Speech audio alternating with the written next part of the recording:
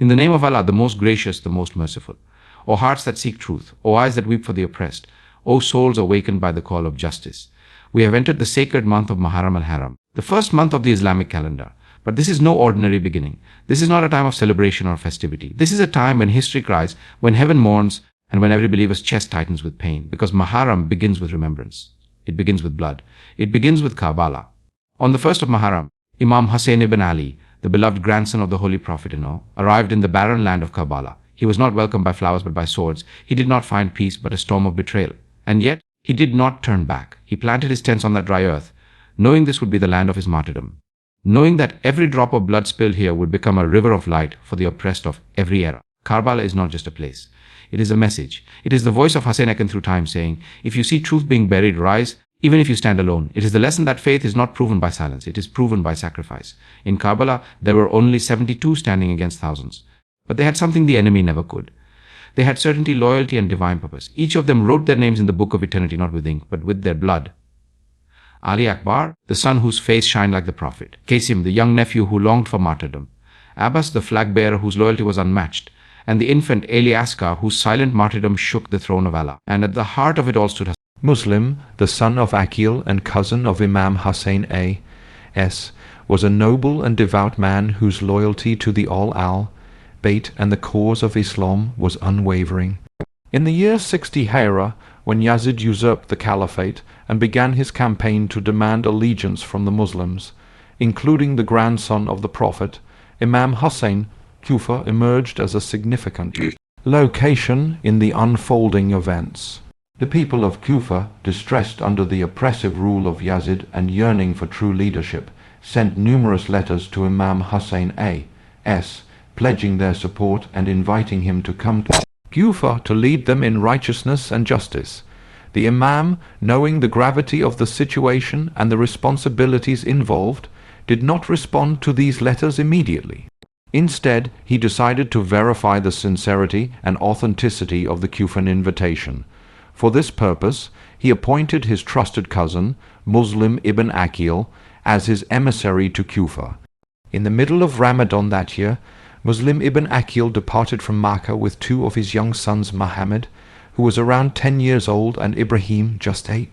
These children accompanied their father on what would become a journey of both spiritual significance and heart-wrenching tragedy. Upon reaching Kufa, Muslim was warmly received by the people. He was hosted in the house of al-Muqtar ibn Abi Ubayd, a prominent Kufan figure. The support he received was overwhelming. 18,000 people came forward and gave their pledge of allegiance to Imam Hussain through Muslim Ibn Aqeel, signaling their readiness to stand by the Imam's side against Yazid's tyranny. Muslim, witnessing this apparent wave of support and enthusiasm, was convinced of the people's loyalty. Without delay, he wrote to Imam Hussain and advised him to come to Kufa, assuring him of the people's support and devotion. However, the tide of events began to shift with alarming speed.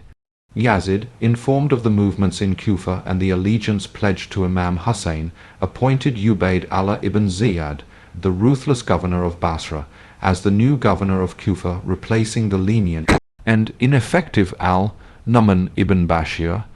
Ubayd Allah was a staunch enemy of the Prophet's family and was known for his brutality and cunning. He entered Kufa disguised, wearing a black turban and veiling his face. Due to his mysterious appearance and the anticipation of Imam Hussain's arrival, the people of Kufa mistakenly believed that it was the Imam himself. They gathered around him, welcoming him with greetings like, "Welcome, O son of the Apostle of God. Your arrival is a blessed one." Ubayd Allah silently took note of the town's sentiments while plotting his move against Muslim Ibn Aqeel and those loyal to the Imam. Realizing the change in circumstances and the danger that now loomed over him, Muslim left the house of al-Muqtar and sought refuge in the home of Hani ibn Awwa, another respected Kufan. Hani sheltered Muslim, and soon his home became a secret center for communication and planning. Many supporters visited him in secrecy, and Muslim maintained his presence quietly. But Ubayd Allah's spies quickly discovered the whereabouts of Muslim and the source of the growing opposition. One by one, the tribal leaders of Kufa were bribed, threatened, or imprisoned. Fear began to dominate the hearts of the people. The overwhelming support that Muslim had once witnessed began to vanish. The enthusiasm turned into silence, and silence into betrayal. Ubayd Allah issued severe warnings. Anyone found aiding Muslim Ibn Aqeel, even by offering water or shade, would face death. In the span of just a few days, the streets of Kufa, once echoing with chants of loyalty to the Ubayd, became cold and lifeless. Muslim found himself abandoned, his followers dispersed, and his own life in grave danger.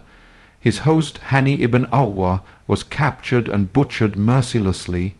Now completely alone, Muslim wandered through the streets of Kufa with his two small sons. Exhausted, hungry and thirsty, the once celebrated emissary of the holy Imam found no door open to him, no kind face in the crowd. The same people who had once welcomed him now shut their doors and turned their backs. No one offered him food or even a drink of water. He was driven away from every shelter. The children, tired and frightened, clung to their father as he moved from alley to alley, praying silently for a way to reach the Imam and warn him of the betrayal. But the most agonizing part for Muslim Ibn Aqeel was not his own suffering.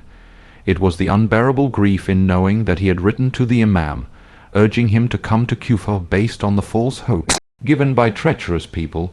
His heart was shattered at the thought that Imam Hussain might now be on his way, trusting the sincerity of a community that had now turned into a den of cowards. Muslim wept not for himself, but for the beloved son of Fatima, who was about to walk into a trap woven with deception and sealed by fear. Son of Aqeel sends out his children with message to the Imam. At last Muslim son of Aqeel somehow managed to send his two young children out of Kufa with his message to the holy Imam, a counter to his previous communication to him, requesting Imam Hussain never to think of Kufa anymore. The two innocents of the house of the Holy Prophet, with the divine gift of bravery and courage against the odds and the miseries in the way of the Lord, walked through the desert during nights, hiding themselves from the sight of the people, and during daytime the two young innocent fugitives were passing through a dreadful and mortal atmosphere. They were passing through the valley of death. Whenever they happened to meet anyone, they would not disclose their identity, and if anyone took pity on their age and their plight, and offered any hospitality, they accepted it. Otherwise they contented themselves with their lot, but always mindful of the Lord and prayerful to him. Muslim son of Aqeel arrested and martyred, having dispatched his sons. Muslim son of Aqeel, discarded by one and all in Kufa, and hunted by the men of Ubayd Allah son of Ziyad, wandered in Kufa as a homeless, destitute, without any shelter or shade to lay his head, or even to rest a while against the scorching sun. None dared to give him even a cup of water. Passing through a street, Muslim son of Aqeel halted at the door of a godly woman Tawa. She had been a slave, wife Walad of Al-Ashath bin Kays, and he had freed her. She had then married Yazid al-Hadrami, and had borne him a son called Bilal. Bilal had gone out with the people, and his mother was standing at the door waiting for him. 17 Islamic occasions. Presents the Kabbalah Muslim son of Aqeel greeted her, and she returned the greeting. Then she asked him without recognizing, "O servant of God, why don't you go home and rest?" Muslim son of Aqeel replied, "Where to go? I have no home or nor clan in this town." Tawa looked at Muslim son of Aqeel and asked, "Who are you?" Muslim son of Aqeel replied, "I am Muslim son of Aqeel, the deputy of Imam Hussain, hunted by Ubayd Allah son of Ziyad." Tawa immediately identified of Muslim son of Aqeel and the name of the holy Imam, told him to get into her house, and Muslim son of Aqeel taken shelter in Tawa's house. The son of Tawa, an incorrigible delinquent, returned home, and Tawa advised the lad repeatedly not to let anyone know about the whereabout of Muslim son of Aqeel. Early next morning the lad informed the state author Ites.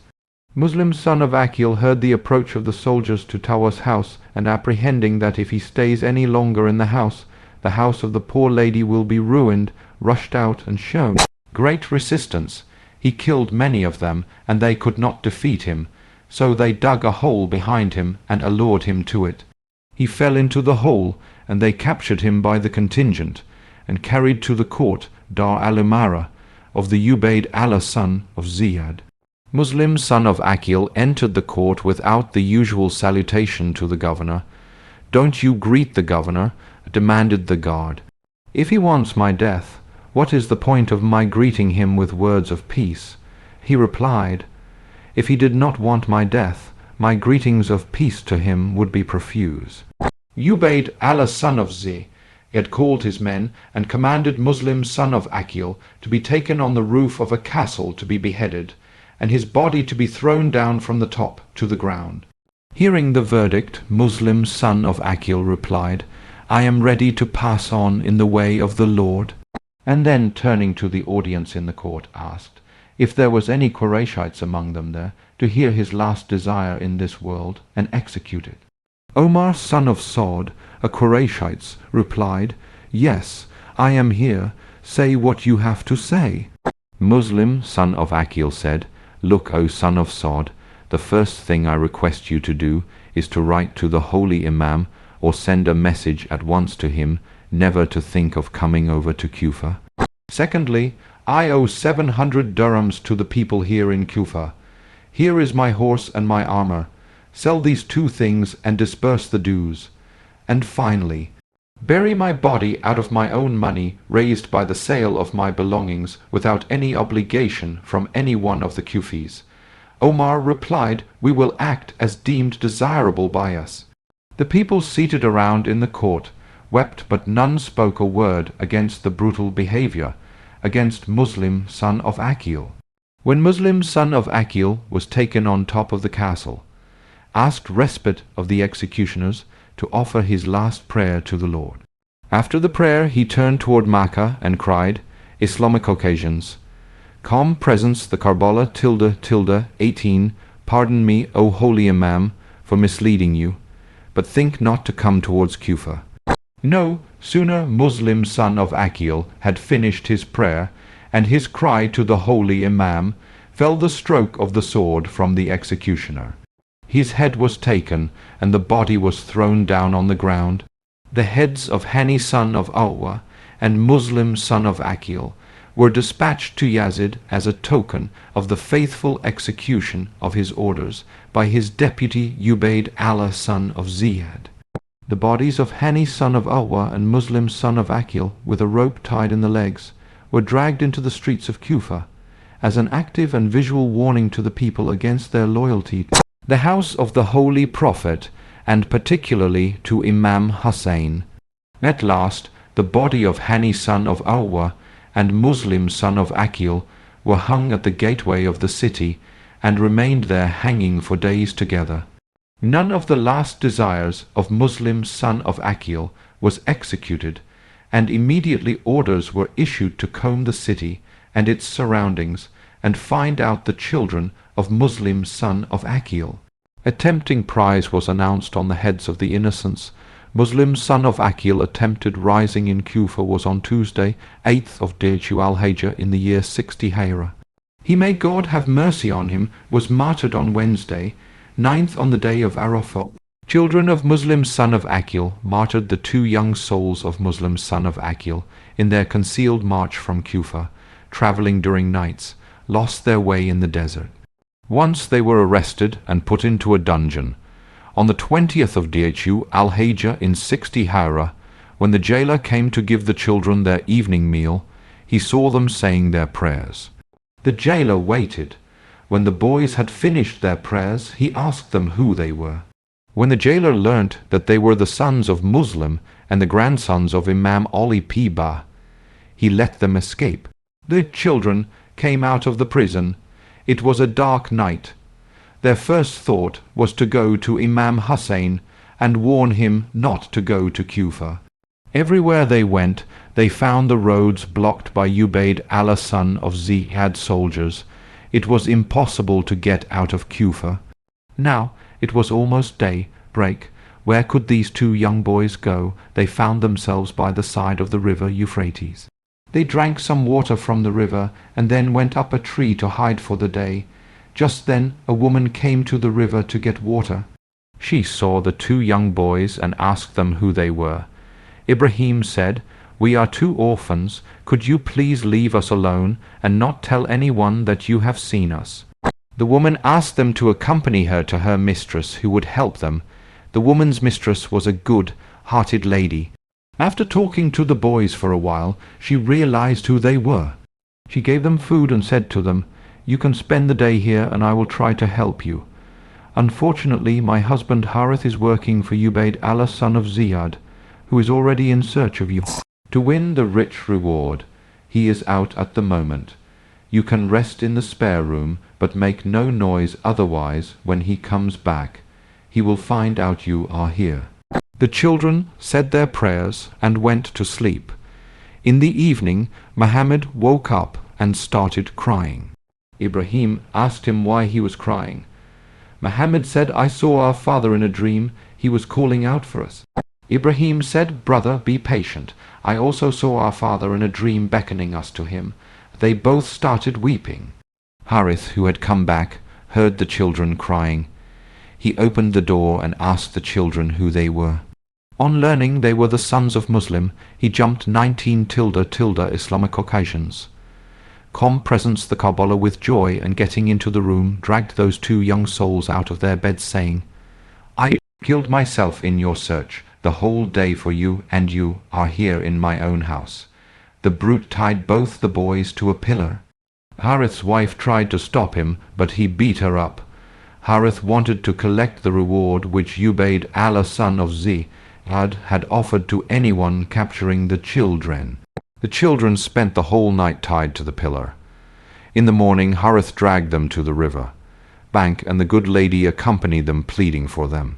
When Harith wanted to behead them, the children cried to the good lady, addressing her as "Mother dear." The poor lady was already imploring the brute of her husband not to lay his hands on the helpless innocents. But the heartless brute would not listen to the implore from the lady. When he raised his sword, the lady ran to intervene and stop the stroke, and got her two hands severed. Ibrahim asked him, "Harith, are you going to kill us?" Harith said yes. Ibrahim said, "In that case, give us time to finish our morning prayers." The two boys said their prayers. They raised their hands and cried out, "Inna lillahi wa inna ilayhi raji'un." "O God, we are coming to you. Give our mother the courage when she hears of our death, and judge between us and our killers." And no sooner the holy souls had finished their supplication to the Lord than Harith wanted to behead them. The elder brother implored, saying, "O man, listen, behead not my younger brother before me, for my mother, when we parted from her last, handed him over to me. Oblige me by beheading me first." With a stroke of the sword, the head of the elder one of the two innocents fell, and Harith threw the body into the river, and then turning to the younger one, he did the same.